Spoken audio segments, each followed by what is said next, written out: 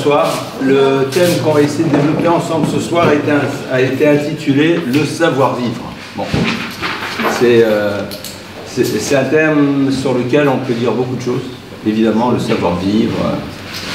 On va essayer, bien sûr, de voir qu'est-ce que la Torah a à nous dire, comment est-ce que ça se traduit en hébreu, qu'est-ce que ça représente. Et on va tout d'abord essayer de voir comment ce mot se traduit de manière générale.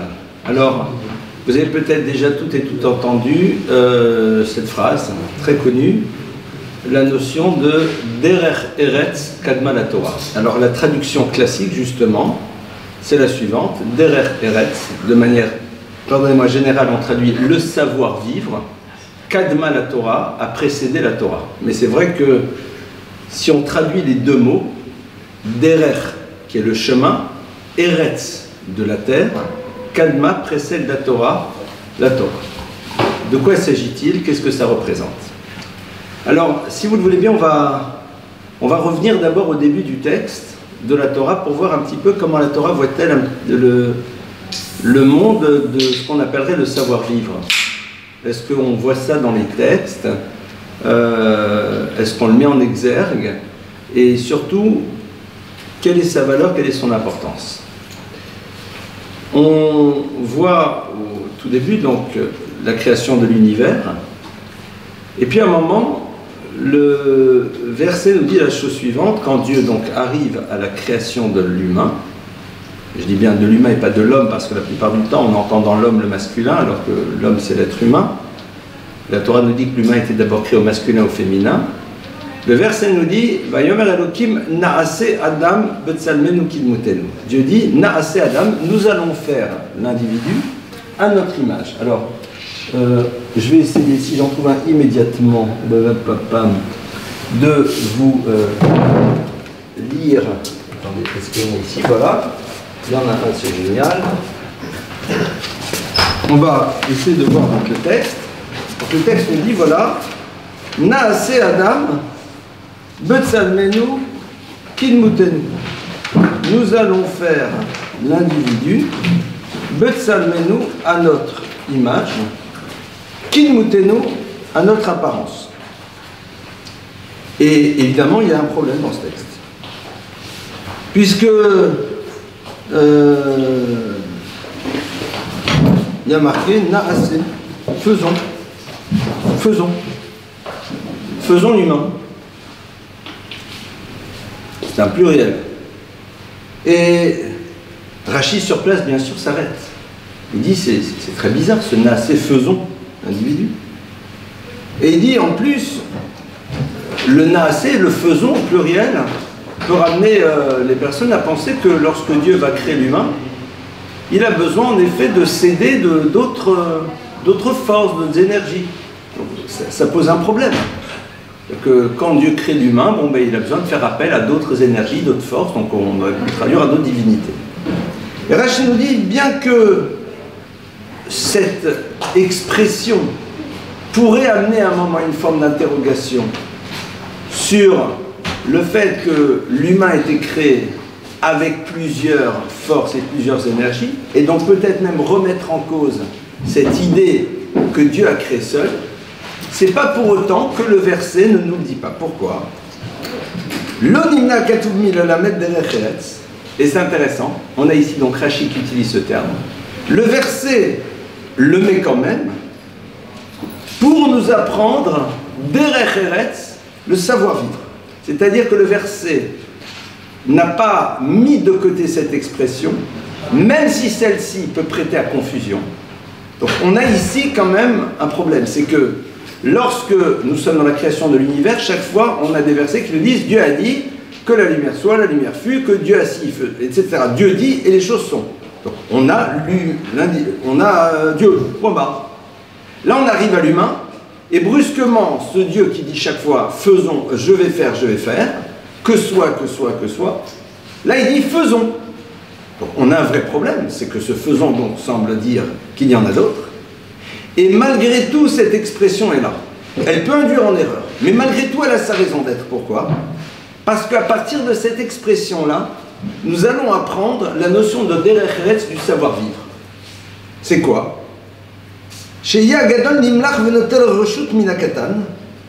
Que le grand, pour l'instant on traduit de cette manière, eh bien, se pose et demande la permission à celui qui est plus petit que lui.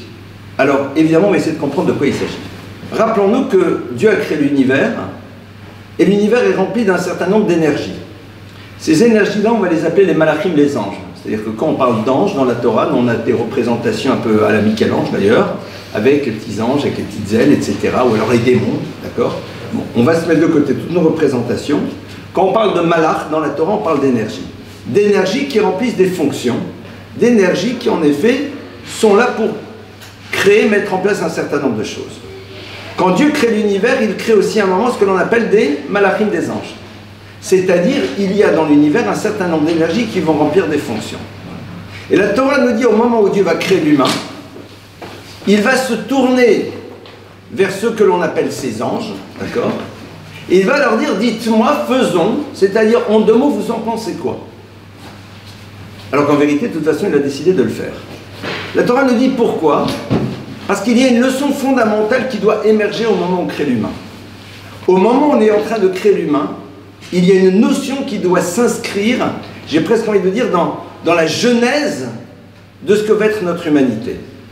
C'est que l'humain se crée à travers une action dans laquelle la notion de derech eretz, c'est-à-dire de savoir-vivre, était présente. Traduit de manière un peu pompeuse, comme si au fond le savoir-vivre est un élément qui doit être consubstantiel à l'être.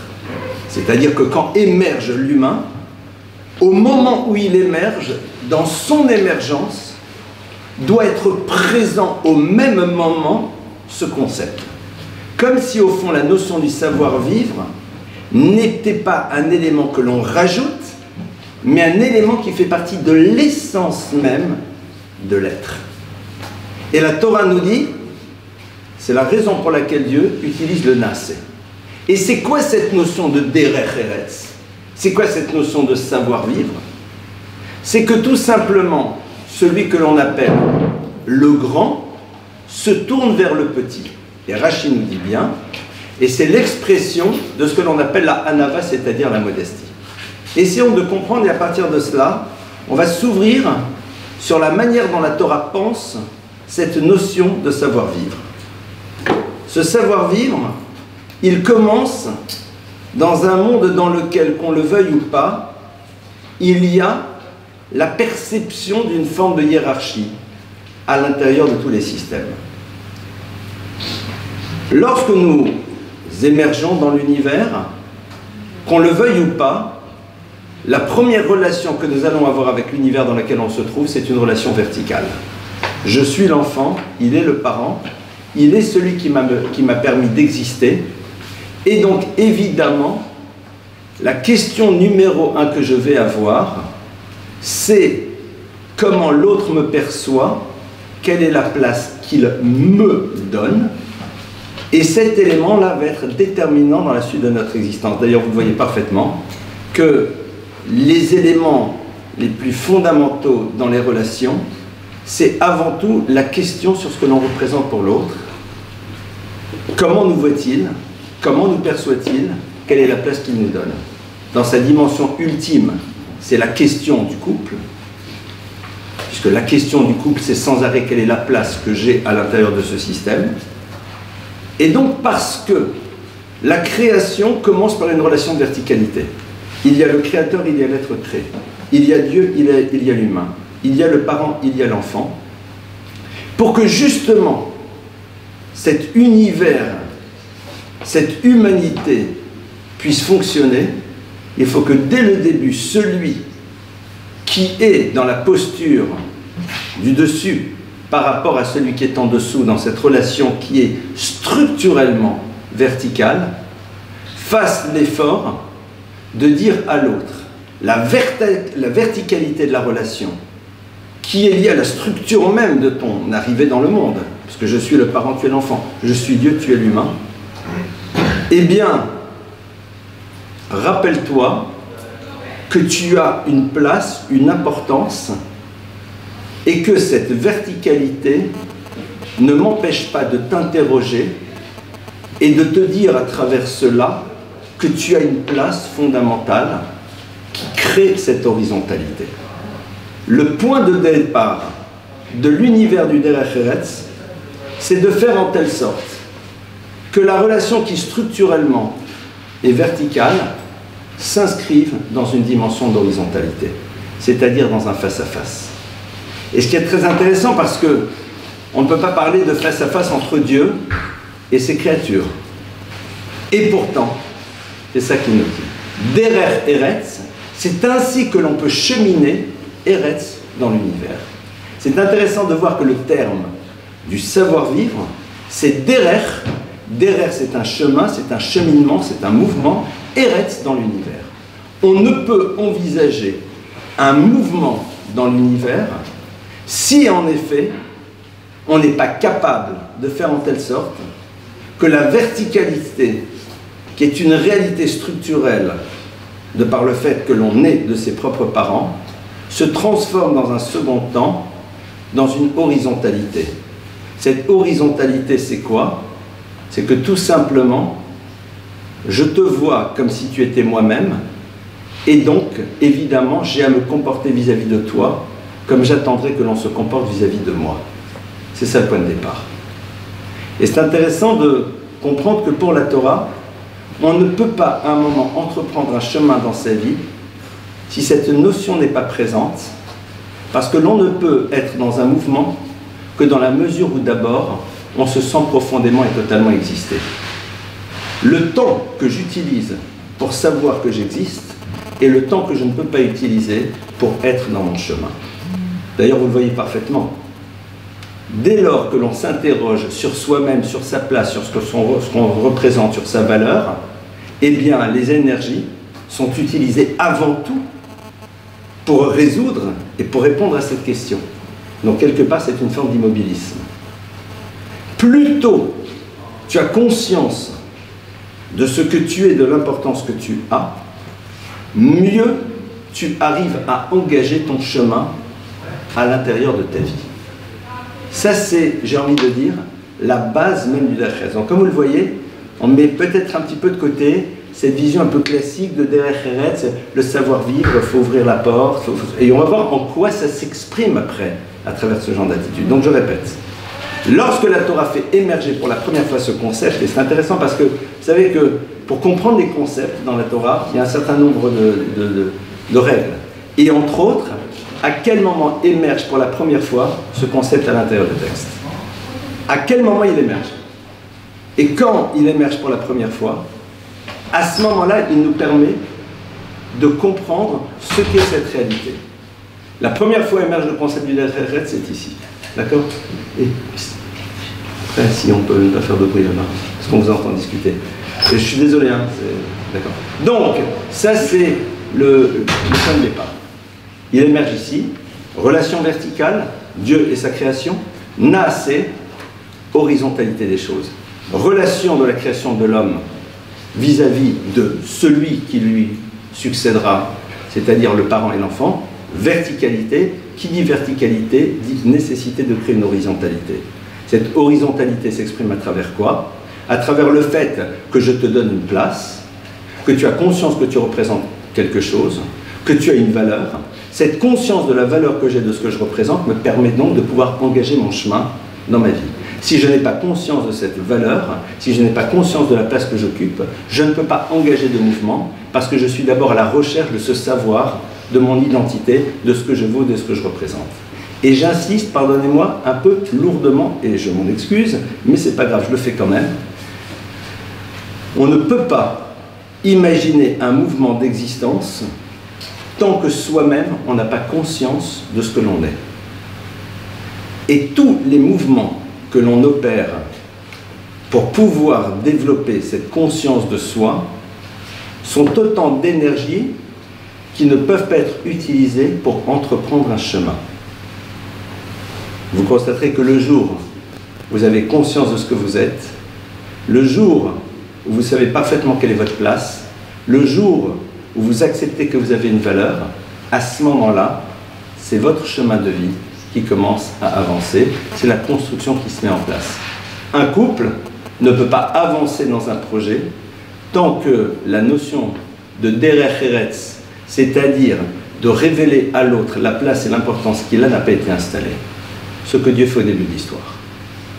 Une fois que cette notion est posée, maintenant nous allons essayer de comprendre comment elle s'exprime de manière concrète, c'est-à-dire comment est-ce qu'on fait. Et ici c'est intéressant parce que le texte nous dit Naaseh Adam. Dieu se tourne vers ses malachim et leur dit mais au fond vous en pensez quoi? C'est-à-dire votre avis m'intéresse. Il sait très bien que les malachim entendent dans cette phrase non pas une interrogation sur l'avis qu'ils peuvent avoir, parce qu'ils savent très bien que la volonté divine est absolue, donc ils ne comprennent pas à l'intérieur d'ici une forme de doute de Dieu par rapport à ce qu'il doit faire, mais beaucoup plus le désir qu'il a de leur signifier que pour lui ils ont une importance.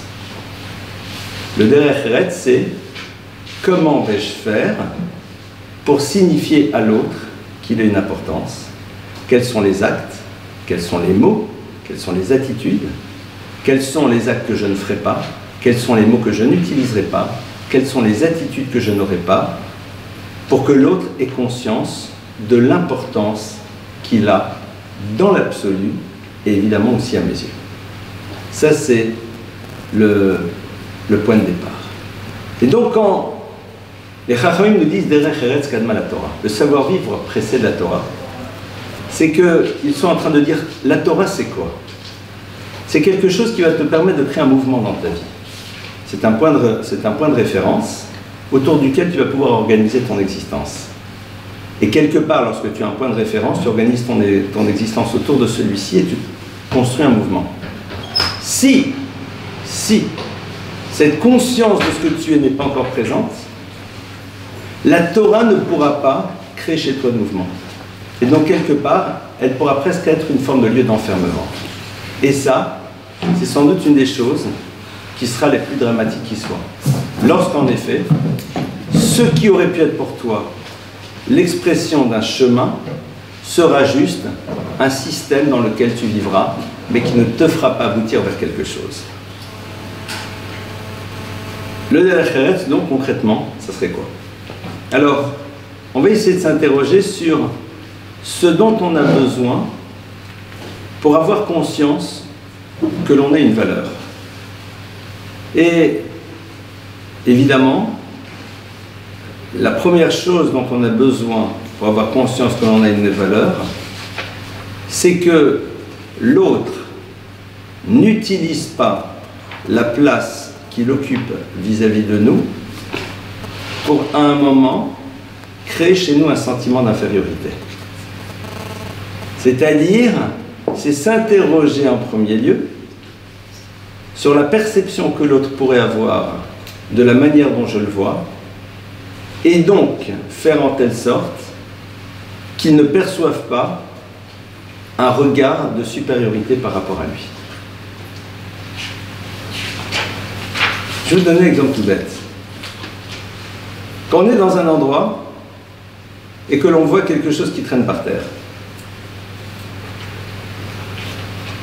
ne pas le ramasser soi-même, c'est considérer que cette chose doit être ramassée, mais que moi, ce n'est pas de mon niveau de le faire.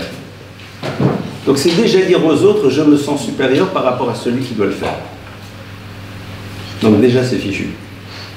On n'est pas du tout dans ça se fait pas, c'est pas bien, c'est pas joli, non. Pourquoi toi tu ne le fais pas? Ça veut dire que tu penses que toi, ce n'est pas de ton niveau de le faire. Donc ça veut dire qu'il y a quelqu'un qui peut le faire, mais toi tu ne peux pas le faire. Pourquoi tu ne peux pas le faire? Tu ne disposes pas d'un corps en bonne santé qui, Baruch Hashem, peut en effet s'abaisser, avec une main qui peut ramasser, des pieds qui peuvent t'amener à une poubelle et le jeter? Si. Alors pourquoi non? Pourquoi non? La bonne n'a qu'à le faire. Ok. Mais tu es bien d'accord que si toi tu t'interdis de le faire, c'est que tu considères que l'autre à une forme d'infériorité par rapport à toi. Parce que si cette chose-là, tu la faisais toi-même, tu ne serais pas en train de signifier à l'autre, ça c'est pas pour moi, ça c'est pour toi. Or la perception que moi j'aurais, essayons d'imaginer une chose pareille. Moi je travaille chez vous. Je suis l'homme de ménage. D'accord? Quand on est à la yeshiva, on a appris à faire le ménage de sa chambre tout seul, donc c'est pas très compliqué. Je suis l'homme de ménage. Je rentre et je vois quelque chose de particulier. Je vois la personne qui est devant moi, qui voit cette chose-là et qui ne la ramasse pas. Alors je dois juger positivement, je vais me dire il a sûrement un lumbago, c'est la raison pour laquelle il ne le fait pas. Soit. Mais imaginons que je viens d'avoir son compte-rendu médical, je sais qu'il n'a pas de lumbago. Pourquoi tu ne le fais pas? C'est que tu penses qu'il n'est pas de ton niveau de le faire. Donc quelque part, tu es en train de parler d'une supériorité par rapport à moi. Donc quelque part, tu es en train de me signifier que je suis inférieur. Donc je m'interroge sur ce que je représente réellement puisque tu m'as signifié mon infériorité. Alors en quoi je suis inférieur de toi? Je suis un être humain, de chair et de sang. On a tous les deux un corps, on a tous les deux une âme, on a tous les deux des sentiments, on a tous les deux des sensibilités, on a tous les deux des ressentis, on a tous les deux un monde intérieur. Alors pourquoi moi je dois le faire et pas toi? C'est vrai? C'est vrai. Le Derech Eretz, c'est justement quand tu te retrouves dans une situation pareille, être capable de faire toi ce que l'autre devrait peut-être faire,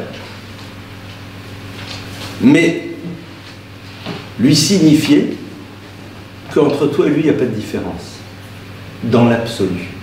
Maintenant, évidemment, dans un monde de travail dans lequel chacun a une fonction à remplir, alors si ta fonction c'est de t'occuper de certaines choses et moi d'autres, le fait que je ne m'occupe pas de certaines choses parce que je dois m'occuper d'autres, en effet, met de côté cette idée, mais c'est très subtil, c'est très fin, parce qu'au fond, c'est pas compliqué en marchant de ramasser quelque chose. Évidemment, si toi ton job c'est d'aller faire ta comptabilité et que le job de l'autre c'est de ramasser tous les papiers qui sont au sol, si tu fais le job de l'autre, tu ne pourras pas faire le tien. On ne te demande pas de dire à un moment que je te remplace dans ton job, il n'y a pas un job qui est supérieur à l'autre. Là, je ne parle pas d'un univers dans lequel chacun a une place et une fonction et doit la remplir. Ou en effet, là-dedans, chacun a une place et une fonction. Je parle d'une situation de vie dans laquelle tu n'es pas obligé de faire la chose. Dans ce cas-là, je dois te montrer que toi et moi, c'est la même chose. Le Derech Eretz, c'est sans arrêt s'interroger sur les postures qui pourraient amener les autres à penser que je le perçois comme étant quelqu'un d'inférieur au regard de l'attitude et de la manière d'être que j'ai face à eux. Je vais vous donner des exemples et maintenant je vais entrer dans des choses très concrètes. Vous êtes d'accord qu'il y a certaines postures physiques qui ne sont pas très agréables à voir. Imaginez que maintenant, devant vous, et je ne le ferai pas, je m'affale, je commence à me gratouiller les cheveux, à mettre les doigts dans les oreilles, voire même à me curer le nez. D'accord? Honteux du fait que c'est dégoûtant. D'accord? On va me dire que je fais preuve de manque de Derech Eretz. Pourquoi? Pourtant, si je suis seul chez moi à la maison, peut-être que je le fais, ce qui n'est pas très élégant. Alors pourquoi ça pose un problème? Ça pose un problème parce que tout simplement, le fait de le faire devant vous montre que je ne tiens pas compte de la sensibilité éventuelle qui peut être la vôtre, qui peut être touchée d'avoir quelqu'un qui fait des choses pareilles face à lui. Donc en deux mots, vous n'avez pas de valeur. Parce que je n'ai pas pris le temps de penser à votre sensibilité. Ça, c'est un manque de Derech Eretz. Tout acte dans lequel je révèle que je n'ai pas pris le temps d'imaginer le ressenti que l'autre pourrait avoir par rapport à une attitude, un mot, un regard, une manière d'être, est ce que l'on appelle un manque de Derech Eretz. Quelqu'un qui n'a pas de Derech Eretz ne peut pas imaginer que la Torah puisse un jour pénétrer chez lui. Pourquoi? Parce que la Torah, justement, c'est le lieu du mouvement. Or, en agissant comme ça vis-à-vis de l'autre, quelque part, tu bloques son mouvement. Parce que tu es en train de lui dire, tu ne vaux rien. Donc l'autre a besoin de faire un travail de vie, de reconstruction intérieure, pour avoir conscience qu'il vaut quelque chose malgré la manière dont je lui ai signifié le contraire. Donc je suis complètement en opposition avec ce qu'est le message de la Torah, que dans la vie, chacun d'entre nous doit être dans un mouvement. Si je considère que tu n'as pas à être en mouvement, alors j'ai une attitude qui t'empêche d'être en mouvement. Si je considère que ta vie, elle est aussi d'être en mouvement, et chacun doit avoir son propre mouvement, évidemment pour moi, créer quelque chose qui t'empêche d'avoir ton mouvement est du domaine de l'impossible. Puisqu'au fond, c'est ta finalité, c'est ma finalité, c'est la finalité de tout à chacun. Au moment où on fait preuve de Derech Eretz, on est en train de signifier à l'autre. Je considère que ta vie, c'est un mouvement. Et pour que ce mouvement s'opère, il ne faut pas que tu aies besoin de t'interroger sur ta valeur et ton importance. Et donc, ma responsabilité, c'est de faire en telle sorte que quand je me retrouve face à toi, cette question sur ta valeur et sur ton importance, tu ne l'es pas, voire même je te donne une réponse, mais positive. Pourquoi? Et à travers quoi? À travers l'exigence comportementale que j'ai de par ta présence. Ça veut dire que ta présence crée chez moi une exigence. Ta présence crée une exigence. Ce n'est pas moi qui par rapport à moi. Non. Le fait que tu sois là crée une obligation. C'est quoi? Cette obligation de te révéler ton importance à travers une manière d'être. Et cette manière d'être qui te révèle ton importance te permet donc d'engager ton propre mouvement, puisque tu n'es pas obligé d'utiliser ton temps pour pouvoir découvrir ta valeur. Puisque je n'ai pas invalidé tes choses. Je ne l'ai pas invalidé. On a souvent parlé de cette notion d'apprendre à avoir une exigence par rapport à soi-même. Ça, c'est quand tu es face à toi-même. C'est-à-dire, avoir une exigence par rapport à soi-même, c'est se dire qu'est-ce que j'attends de moi? Qu'est-ce que j'attends de moi? Qu'est-ce que j'attends de moi? Non pas qu'est-ce que la vie attend de moi, mais qu'est-ce que moi j'attends de moi? Et donc à partir de cela, ce n'est pas les impératifs de l'existence qui m'amènent à avoir un mode de fonctionnement X, Y ou Z. Ça, c'est un premier axe. Cet axe-là, c'est un autre sujet. Mais là, c'est qu'est-ce que ta présence crée chez moi comme obligation? On ne rentre pas dans les problématiques d'altérité telles que Lévinas les décrit. Parce que pour Lévinas, la présence de l'autre crée une obligation de ma part par rapport à ce que je dois lui apporter. La première chose que je peux apporter à l'autre, c'est ma non-toxicité. C'est comme ma non-toxicité, c'est ne pas lui montrer à travers une attitude le peu de cas que je fais de ce qu'il est, pour invalider son importance et l'obliger à reconstruire une image positive de lui. Ça, c'est la première des choses. Cette toxicité qui va obliger l'autre à opérer une démarche de reconstruction par rapport à lui-même. Et c'est vrai que quand quelqu'un, par exemple, vous appelle et que vous ne le rappelez jamais, alors on doit toujours juger positivement. S'il ne m'a pas rappelé, c'est qu'il n'a pas eu le temps, c'est qu'il n'a pas pu, c'est qu'il a perdu mon numéro, c'est qu'il a essayé, c'est qu'il a... Ok. Mais ça, c'est quand nous, on ne se fait pas rappeler, on a l'obligation de juger positivement. Mais moi, quand je ne rappelle pas, je dois m'interroger pourquoi je ne rappelle pas. Parce qu'au fond, il n'a peut-être pas d'importance. Donc je suis en train, dans ma tête, de considérer que cette personne n'a pas de valeur. Et est-ce que tu penses vraiment que la personne ne risque pas de... est-ce que tu penses vraiment que la personne ne risque pas à un moment de le percevoir? Si elle le perçoit, ça va créer chez elle une image négative. Si elle a une image négative, elle va être obligée de la reconstruire. L'énergie qu'elle prend pour la reconstruire, c'est l'énergie qu'elle ne pourra pas utiliser pour aller dans son chemin de vie. Ça, c'est une interprétation qu'on doit se donner. C'est-à-dire que le Derech Eretz, c'est pas juste quand tu es face à l'autre. Qu'est-ce qui fait que lorsque l'autre me demande de le rappeler, je ne le rappelle pas? Est-ce que c'est vraiment parce que j'ai pas le temps? Est-ce que c'est vraiment parce que je suis débordé? Est-ce que c'est vraiment parce que pour moi, le rappeler maintenant, ça n'a pas de sens et ça ne sert à rien? Ou c'est parce qu'au fond, ça va, il n'en vaut pas la peine? S'il n'en vaut pas la peine, Nas et Adam. Rappelle-toi qu'au début de l'histoire, c'est Dieu qui dit aux anges, vous valez la peine. La preuve, c'est que je me tourne vers vous.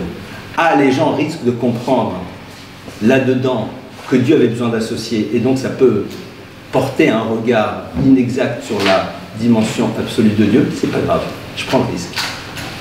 Je prends le risque que les gens comprennent mal, mais parce que ce message, il est fondateur. Il est au cœur, comme je l'ai dit, de la création de l'humain. Et évidemment que ça a des incidences après.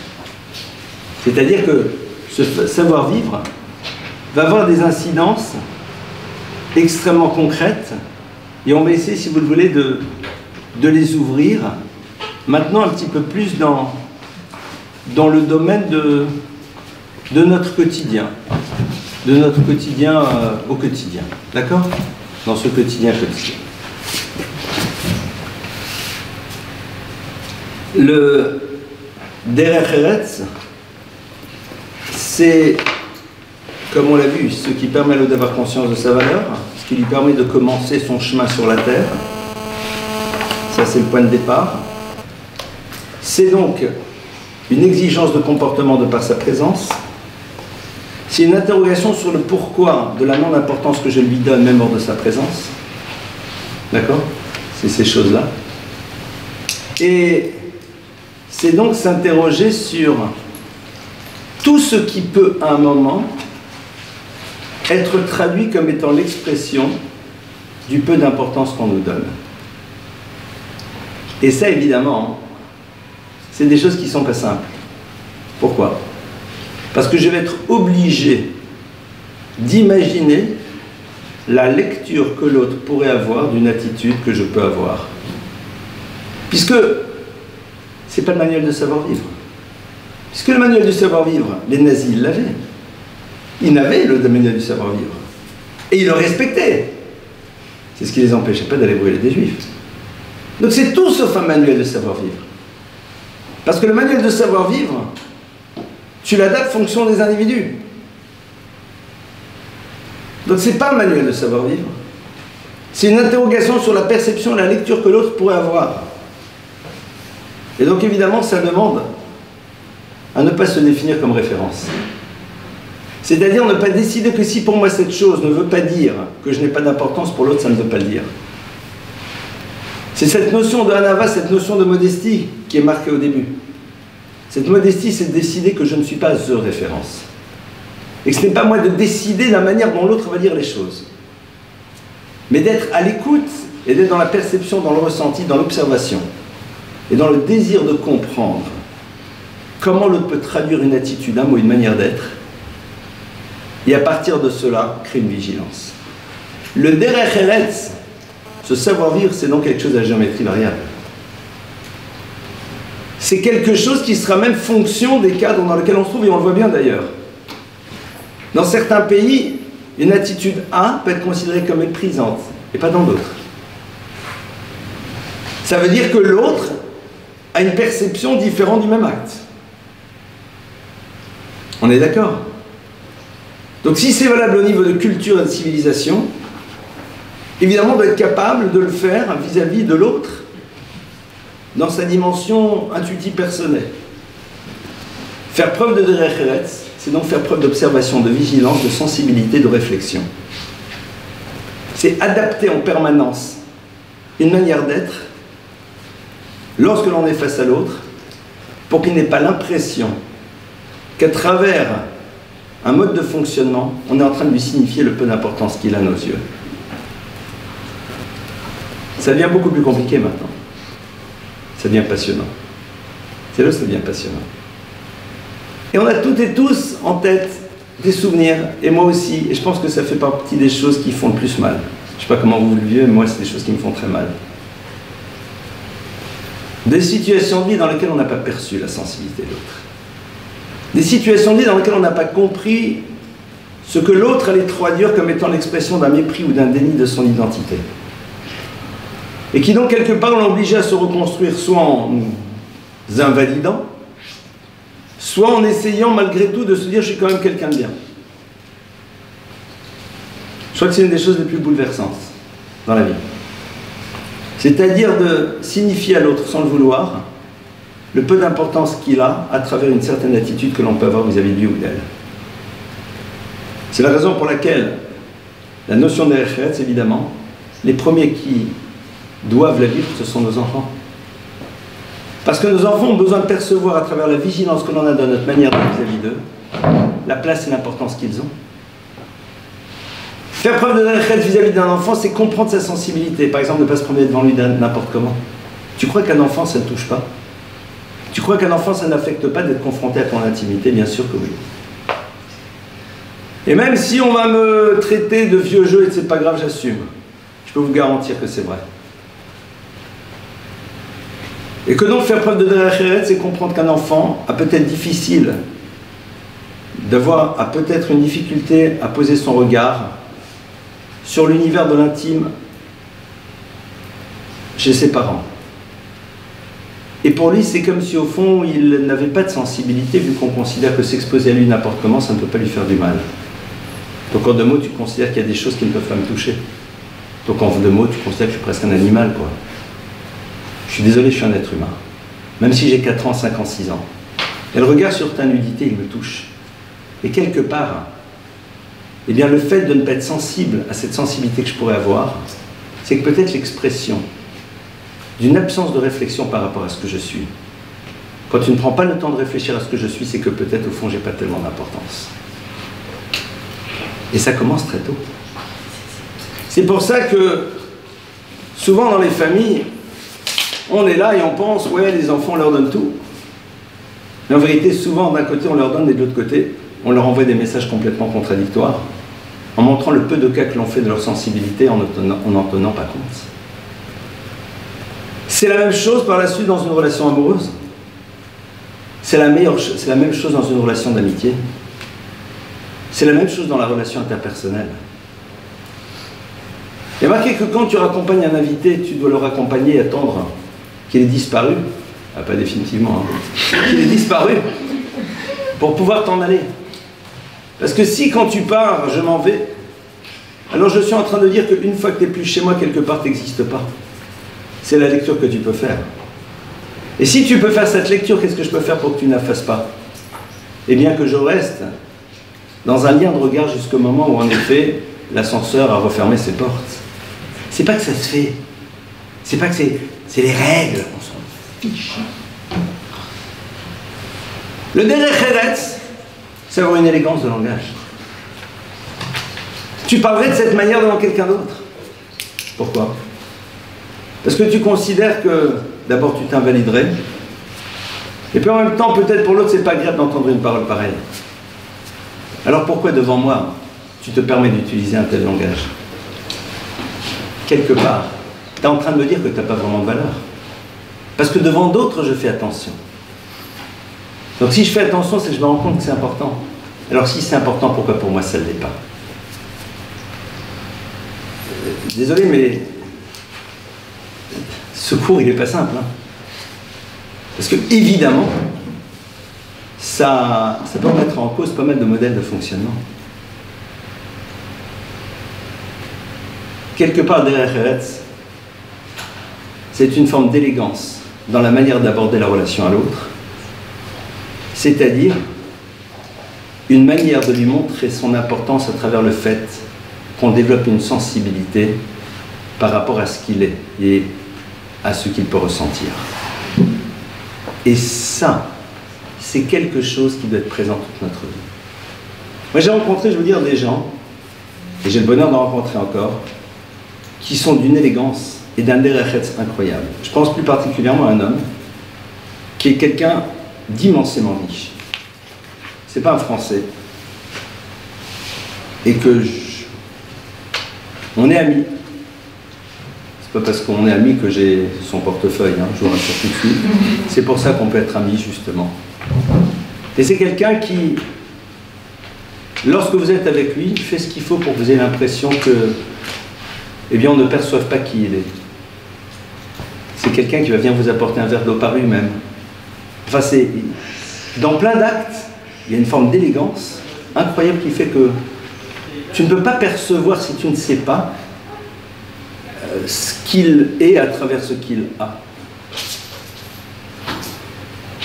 Et c'est incroyable, parce que c'est vraiment d'une, on dit en français d'une classe, mais pas le, c'est lui-même. Mais parce que c'est quelqu'un qui tout simplement a une conscience de la valeur de l'individu en tant que tel. Pour lui, chaque être humain a une valeur. Et donc, à partir de ce moment où il a une valeur, il lui révèle la valeur qu'il a à travers une manière d'être lorsqu'il est face à lui. C'est quelque chose qu'il inscrit à l'intérieur de lui. Le Derech Eretz, il commence quand tu considères que tout être humain, il est Betsalmenu, Kilmutenu, et on revient au premier verset, qu'il est à l'image de Dieu. Quand Dieu il a dit Nassé Adam, il n'a pas dit Nassé le juif, Nassé la femme, Nassé l'homme, Nassé qui vous voulez, Nassé Adam. L'être humain dans son essence, il est à l'image de Dieu. Donc tu es à l'image, je suis à l'image. Et c'est avant tout cette dimension de toi que je regarde. Évidemment, quelqu'un qui a totalement perverti son image, c'est pas simple. Mais si au contraire, quand tu es face à lui, à travers ta manière d'être, tu lui révèles que tu vois d'abord en lui sa dimension élevée. Et non pas malheureusement la manière dont il a recouvert et dont il a assombri cette dimension élevée, évidemment que tu peux l'amener à entreprendre un mouvement de vie. Moi j'ai connu des gens, je connais des personnes qui lorsqu'ils s'adressent à quelqu'un quel qu'il soit, ils voient avant tout dans cette personne quelqu'un qui est à l'image de Dieu. Et donc quelqu'un qui a une valeur, quelqu'un qui a une importance. Donc quelqu'un qui crée chez eux une exigence de comportement, une manière d'être. Quelqu'un qui est comme eux à l'image de Dieu. Donc quelque part dans une relation qui, même si à la base elle était verticale, maintenant va être horizontale. Et cette conscience qui leur donne de leur valeur et de leur importance fait que ces personnes brusquement n'ont plus besoin de s'interroger sur ce qu'ils sont, parce qu'on le leur a révélé. Et à ce moment-là, ils peuvent entreprendre un chemin d'existence.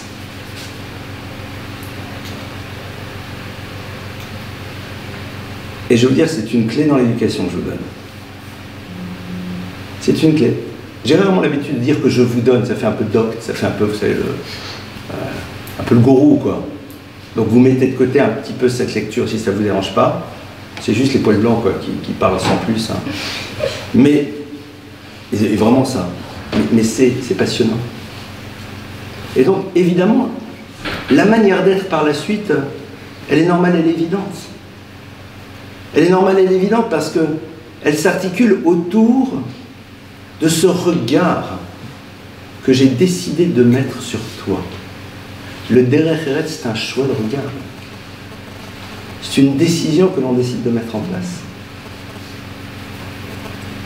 Imaginez une société dans laquelle on est capable de faire preuve de Derech Eretz. C'est une société donc qui peut évoluer. C'est une société qui peut avancer.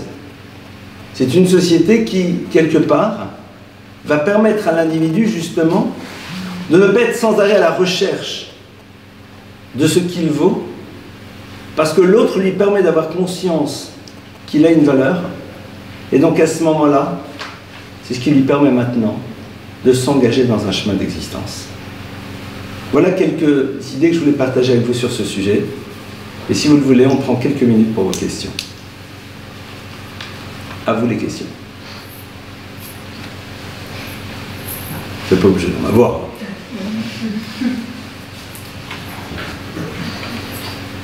Je vous ai fatigué pour un début de soirée.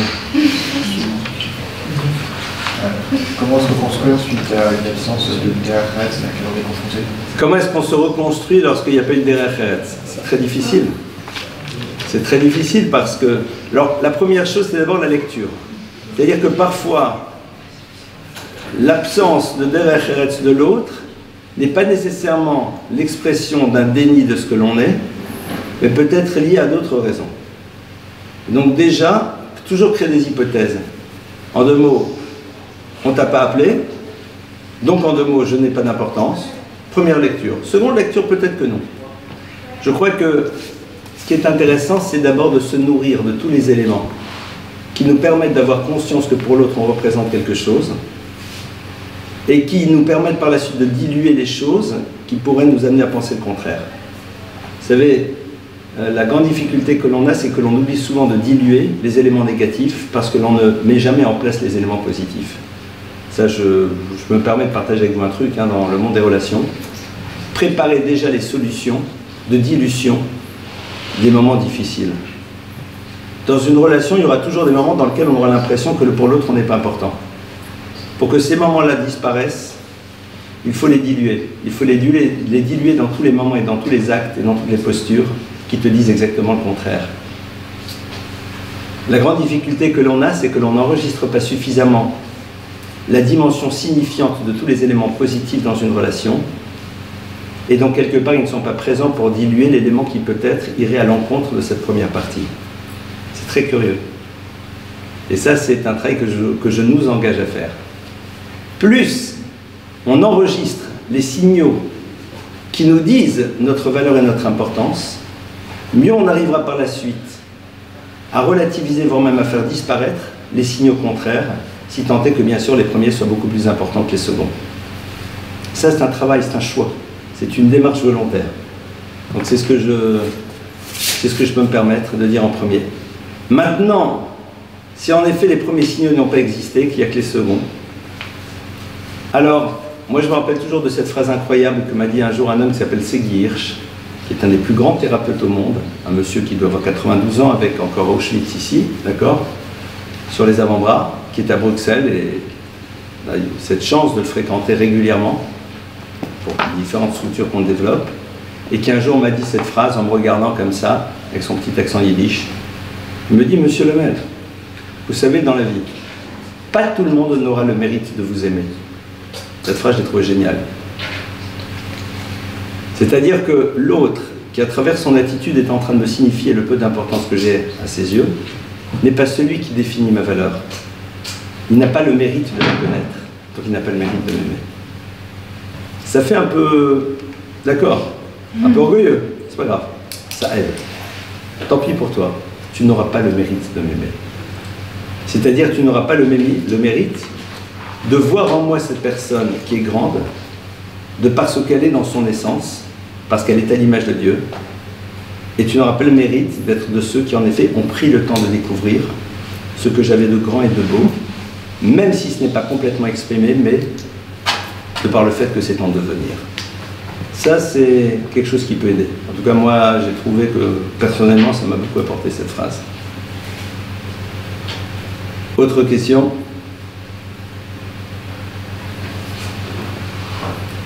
Pas d'autres questions? Eh bien, écoutez, je vous souhaite une bonne fin de semaine et je vous remercie d'avoir été à l'écoute.